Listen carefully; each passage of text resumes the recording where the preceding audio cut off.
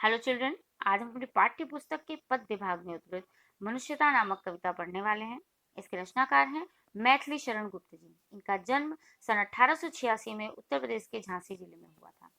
इनके बारे में कहा जाता है कि जो स्थान माला में प्रथम पुष्प का और गगन में प्रथम नक्षत्र का है, वही स्थान गुप्त जी का वर्तमान हिंदी कविता में है। इन्हें राष्ट्र कवि नाम से संबोधित किया गया क्योंकि इन्होंने अनेक ऐसी राष्ट्रीयता से भरी रचनाएं लिखी जो राष्ट्र हित से भरी हुई हैं। तो जो आज इनके द्वारा रचित आज हम मनुष्यता नामक कविता पढ़ने वाले हैं, इसमें इन्होंने कहा है कि मनुष्य वही है जो परोपकार, राष्ट्रहित और उदारता की भावना को अपने अंदर लेकर चले, उससे प्रेरित होकर समाज के हित में काम करे। तो बढ़ते हैं कविता की ओर। पहला काव्यांश है, विचार लो कि मत्य हो न मृत्यु से डरो कभी। कवि कहते हैं कि हमें सबसे पहले विचार कर लेना चाहिए कि हमारी मृत्यु निश्चित है और इसलिए हमें कभी भी मृत्यु से डरना नहीं चाहिए। मरो परंतु यूं मरो कि याद जो करे सभी। हमें जब पता है कि हमें मरना ही है, तो फिर इस प्रकार मरें कि हम कुछ अच्छे काम करके अपने जीवन को त्यागें, मतलब हम अच्छी मृत्यु को प्राप्त करें। हुई न यो सुमृत्यु तो वृथा मरे वृथा जिए। इन्होंने कहा सुमृत्यु, पहले इस पे ध्यान देंगे। सुमृत्यु यानी अगर अच्छी मृत्यु नहीं हुई, अच्छी मृत्यु यानी गौरवशाली। जैसे इसका सर्वश्रेष्ठ उदाहरण हमें मिलेगा, हमारे जो वीर सैनिक हैं, सीमा पे युद्ध लड़ते हैं और लड़ते लड़ते अपने वीर गति को प्राप्त हो जाते हैं, तो वो सबसे बढ़िया उदाहरण होगा कि उनकी मृत्यु जो होती है वो सुमृत्यु कहलाती है। क्यों? क्योंकि वो अपने देश के लिए अपनी जान की बाजी लगा देते हैं। और उन्होंने कहा कि अगर हम दूसरों की भलाई करते हुए अपनी जान को नहीं देते हैं, मतलब ऐसे ही जीते हैं और मर जाते हैं, तो हमारी जो जिंदगी है, हमारा जो जीवन है, वो व्यर्थ है। मरा नहीं वही कि जो जिया ना आपके लिए, यानी वो मनुष्य मरा नहीं कहलाएगा, मतलब वो तो बस जीते जीते मर गया, ऐसे कुछ उसने खास काम नहीं किया जिसने आपके लिए यानी पूरे संसार के लिए कोई महान कार्य नहीं किया, लोक कल्याण में कोई काम नहीं किया। वही पशु प्रवृत्ति है कि आप ही चरे। और अगर उसने लोक कल्याण के लिए काम नहीं किया, तो वो मनुष्य पशु प्रवृत्ति से भरा हुआ है। पशु प्रवृत्ति यानी पशु जो होते हैं वो अपने खाने पीने का जो उनको जो चाहिए वो इकट्ठा कर लेते हैं और उसी में वो खुश रहते हैं, अपने भोग विलास के लिए बस खा पी के आराम से मस्त रहते हैं। तो फिर अगर इंसान भी यही कर रहा है, तो वो किस प्रकार है? पशुओं के समान है। और उसकी ये प्रवृत्ति यानी आदत पशु प्रवृत्ति कहलाएगी। तो पशु प्रवृत्ति क्या होती है? अपने अपने में ही चरना, यानी अपने लिए ही, अपने स्वार्थ की पूर्ति के लिए ही काम करना। उन्होंने कहा सच्चा मनुष्य वो है जो अपने स्वार्थ को परे रखकर परमार्थ के लिए यानी दूसरों की सहायता के लिए, दूसरों की परोपकार के लिए काम करे, दूसरों की भलाई के लिए काम करे, वही सच्चा मनुष्य है। अगला काव्यांश है, उसी उदार की कथा सरस्वती बखानती, उसी उदार से धरा कृतार्थ भाव मानती।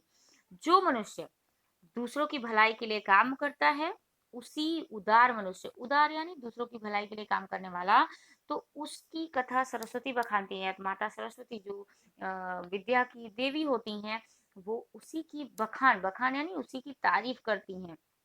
और उसी उदार से धरा कृतार्थ भाव मानती।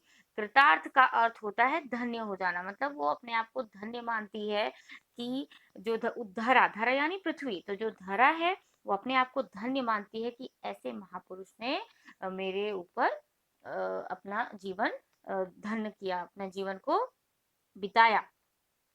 उसी उदार की सदा सजीव कीर्ति कूंजती। ऐसे ही मनुष्य की सजीव कीर्ति यानी कि अगर वो मर भी जाए तो उसका जो काम है उसे हमेशा जिंदा रखता है, सजीव रखता है। और कूजती यानी गूंजती है, यानी चारों दिशाओं में उसकी कीर्ति यानी उसके उसका मान सम्मान बढ़ता है। तथा उसी उदार को समस्त सृष्टि पूजती। ऐसे ही उदार मनुष्य को समस्त सृष्टि पूजती यानी पूरा संसार पूजता है, यानी उसे मान सम्मान प्रदान करता है। अखंड आत्म भाव जो असीम विश्व में भरे। असीम विश्व यानी जो ये असीमित अपरिमित विश्व है, संसार है, इसमें ऐसे मनुष्य की जरूरत है जो अखंड आत्म भाव मतलब एकता, विश्व बंधुत्व की भावना को भरे। यानी इन्होंने जोर दिया है कि हमें एकता पर कैसे काम करना चाहिए, हमें विश्व बंधुत्व को बढ़ाना चाहिए। तो ऐसे मनुष्य ही मनुष्य कहलाने के योग्य हैं जो अच्छे कामों को करते हैं। अगला काव्यांश है। क्षुधार्त रंत देव ने दिया करस्त थाल भी, तथा दधीच ने दिया परार्थ अस्तिजाल भी। अब ये जो काव्यांश है इसमें इन्होंने अनेक ऐसे उदाहरण दिए हैं जिससे हम हमारे जो प्राचीन समय के लोग थे उनकी उदारता के बारे में पता चलेगा। क्षुधार्त रंतिदेव, रंतिदेव एक राजा थे जो बहुत भूख, क्षुधार्त यानी यहाँ पे क्षुधार्त का अर्थ होता है भूख से पीड़ित, यानी उन्हें भूख लगी थी। उनके हाथ में करस्थ यानी उनके हाथ में थाल था, उसको उन्होंने क्या किया कि एक भूखे मनुष्य को दान कर दिया। दूसरा, तथा दधीचि ने दिया परार्थ अस्थिजाल भी। एक बार इंद्र राक्षसों को हराने के लिए बहुत परेशान थे और एक राक्षस को ऐसा वरदान मिला था कि वो किसी अस्त्र शस्त्र से नहीं मरेगा, तो वो महर्षि दधीचि के पास आए तो उन्होंने क्या किया, अपने अस्थि जाल को, अपने शरीर के मांस को गलाकर अपने अस्थि को इंद्र को प्रदान कर दिया और जो इंद्र का वज्र कहलाया। उसी नर क्षितीश ने समांस दान भी किया। क्षितीश यानी राजा, क्षितीश जो है नृप राजा का पर्यायवाची शब्द है। तो उशीनर नाम का एक राजा था जिसने एक पक्षी की क्षुधा मिटाने के लिए, भूख मिटाने के लिए अपने मांस को दान कर दिया था। और कर्ण, कर्ण के बारे में हम सभी जानते हैं कि दानवीर कर्ण उनका नाम था। तो उन्होंने, जब कृष्ण भगवान उनसे मांगने आए तो उन्होंने अपने शरीर के चर्म के साथ, मतलब अपने मांस के साथ, अपने शरीर के उनके शरीर का जो कवच कुंडल था वो दान कर दिया।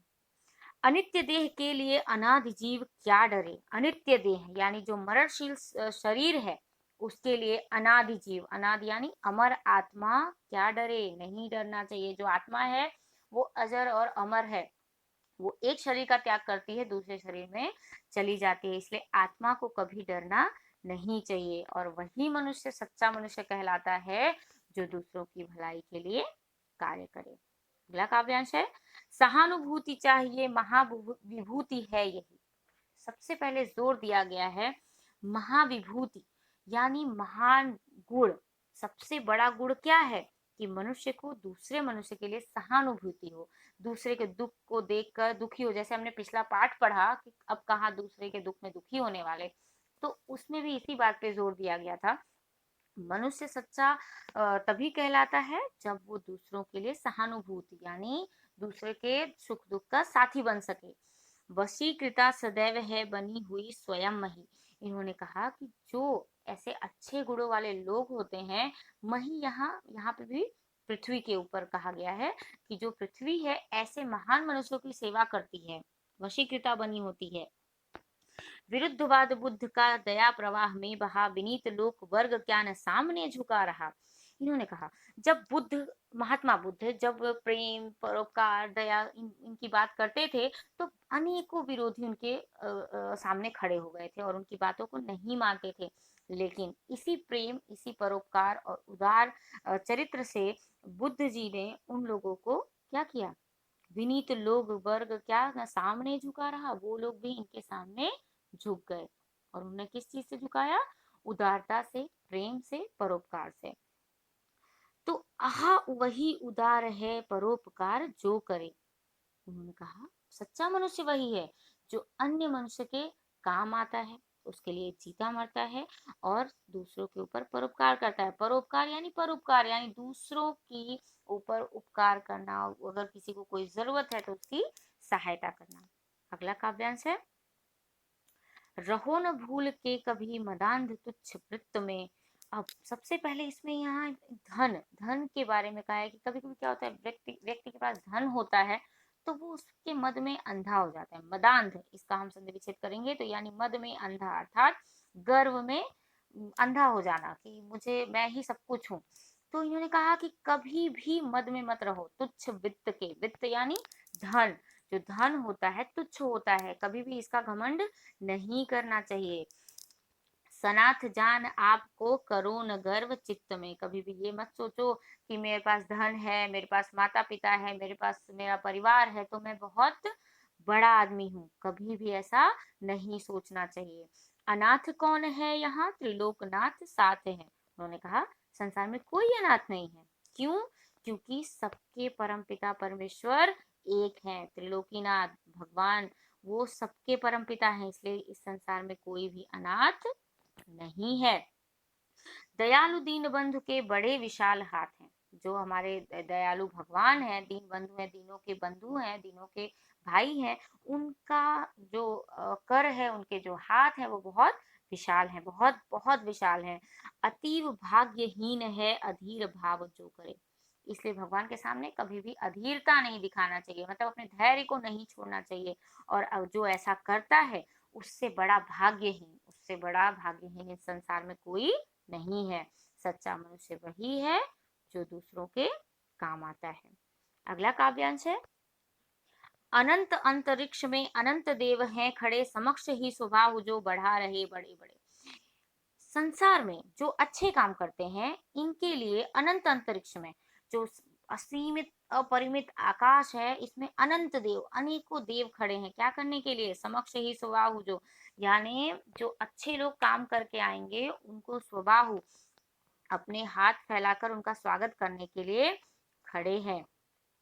परस्परावलंब से उठो तथा बढ़ो सभी।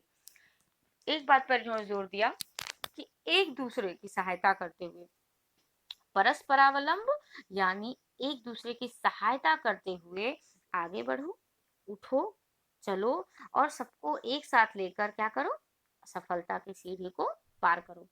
अभी अमर्त्य अंक में अपंक हो चढ़ो सभी। अभी यानी तुम जब अच्छे काम करोगे तो जो देवता तुम्हारे लिए खड़े हैं वो मृत्यु से भयभीत नहीं वहां पे होना है, वो अमर्त्य है और उनकी जो गोद है वो कभी मरने वाली नहीं है। इसलिए अपंक, अपंक यानी पवित्र होकर, कलंक रहित। पंक जो होता है वो कीचड़ को कहा जाता है, तो अपंक यानी कलंक से रहित होकर, कलंक से दूर होकर तुम उन देवताओं के पास जाओ। रहो न यो कि एक से न काम और का सरे। कभी ऐसे इंसान बन के मत रहो कि तुम्हारे बाद तुमसे किसी और का काम न सरे, यानी काम न हो। अगर तुम खुद के लिए ही जियोगे तो फिर तुम्हारा जीना मरना व्यर्थ है। इसलिए कभी भी ऐसे बन के मत रहो कि तुम किसी की सहायता नहीं कर पाओ। सच्चा मनुष्य वही कहलाता है जो अपने साथ साथ दूसरों की कार्यों की सिद्धि की को भी महत्वपूर्ण मानता है और उसकी भी सहायता करता है। अगला काव्यांश है, मनुष्य मात्र बंधु है यही बड़ा विवेक है। इसमें भी इन्होंने विश्व बंधुत्व की भावना को फिर से प्रेरित किया है, जगाया है और कहा है कि हमें एक ही बात को समझना चाहिए कि मनुष्य मात्र बंधु है, मतलब हम सभी संसार में भाई बहन हैं। सबसे बड़ा विवेकशील इंसान वही है, सबसे बड़ा ज्ञानी वही है जो इस बात को समझ चुका है।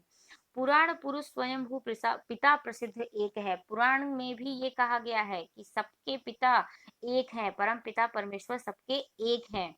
फलानुसार कर्म के अवश्य बाहर। इन्होंने एक चीज और बताई कि जो मनुष्य है वो अंदर से एक ही जैसा है। सब मनुष्य कैसे हैं? एक हैं। लेकिन क्या होता है, जो मनुष्य जैसा काम करता है उसके अनुसार बाह्य भेद, यानी बाहर उसका अलग अलग रूप हो जाता है। परंतु अंतरैक्य में, अंतरैक्य यानी अंतर की आत्मा जो है वो सबकी एक जैसी है। ये वेदों में भी प्रमाण है इसका कि सब एक जैसे हैं अंदर से, लेकिन हम जैसे कर्म करते हैं वैसे ही हमें फल मिलता है और हमें वैसा जीवन प्राप्त होता है। अनर्थ है कि बंधुहीन बंधु की व्यथा हरे। फिर से इन्होंने जोर दिया कि सबसे बड़ा पाप है ये, सबसे बड़ी अनर्थ की बात है कि जो व्यक्ति अपने बंधु का कष्ट ना हरे, यानी एक मनुष्य दूसरे मनुष्य की सहायता ना करे, फिर ऐसे मनुष्य होने का क्या फायदा? फिर उस मनुष्य के अंदर कोई मनुष्यता नहीं है। सच्चा मनुष्य वही है जो अन्य मनुष्य के लिए जीता और मरता है। अगले काव्यांश में इन्होंने कहा है, चलो अभिष्ट मार्ग में सहर्ष खेलते हुए, विपत्ति विघ्न जो पड़े उन्हें धकेलते हुए।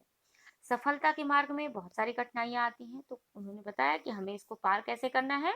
जो अभिष्ट मार्ग है, अब अभिष्ट यानी हर किसी का एक इच्छित मार्ग होता है, यानी हर किसी को एक मार्ग चुनना होता है जिसपे उसे चलना है। तो इच्छित मार्ग पे क्या करना है? आपको ये सोच के नहीं चलना है कि मैं पास होना है, आगे बढ़ पाऊंगा, सफल हो पाऊंगा, आगे बढ़ना मुश्किल होगा, आसान होगा, ये सब सोचना ही नहीं है और खुश होकर उस राह पर आगे चलते रहना है।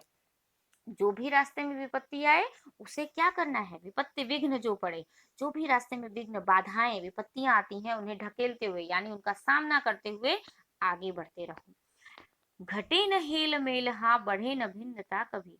लेकिन ये सब करते हुए तुम्हें क्या ध्यान रखना है कि कभी भी एक दूसरे से मेल जोल ना घटे और कभी भी भिन्नता का भाव उजागर ना हो। यानी हमें एक साथ मिलकर आगे बढ़ना है और कभी भी हमें अनैक्यता को बढ़ावा नहीं देना है। हम एक हैं, इस बात के साथ हमें आगे बढ़ना है।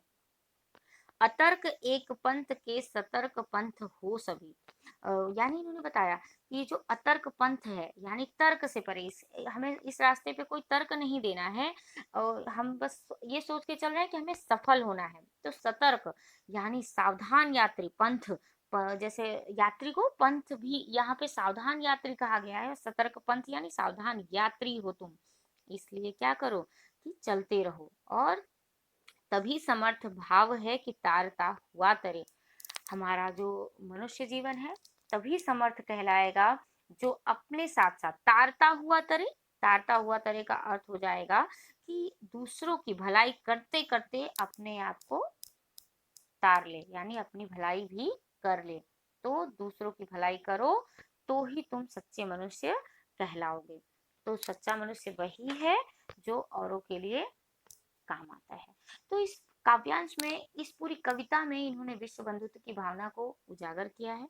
इन्होंने बताया है कि हमें मनुष्यता अपने अंदर जगा कर रखनी चाहिए और मनुष्यता के प्रमुख गुण हैं परोपकार, उदारता, विश्व बंधुत्व की भावना। इन सभी को लेकर हमें आगे बढ़ना चाहिए। मनुष्यता नामक कविता आज हमने पढ़ी, इसे आप अच्छे से घर पर पुनः अध्ययन कीजिए और समझिए। धन्यवाद।